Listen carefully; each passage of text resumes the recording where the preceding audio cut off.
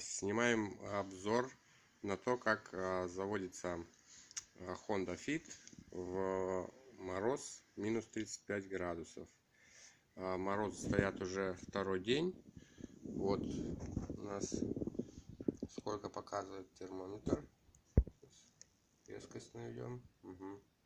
35 градусов. Ну вот стоит Fit. Естественно, никто его не грел всю ночь. Как он стоял, так и стоит. Заводим с автозапуска. Вот прошел сигнал. Ждем. Еще один сигнал прошел. Ну и сейчас должен завестись. Honda Fit у нас 2013 года. Третий сигнал. Вот, из третьего раза, можно сказать, машина завелась.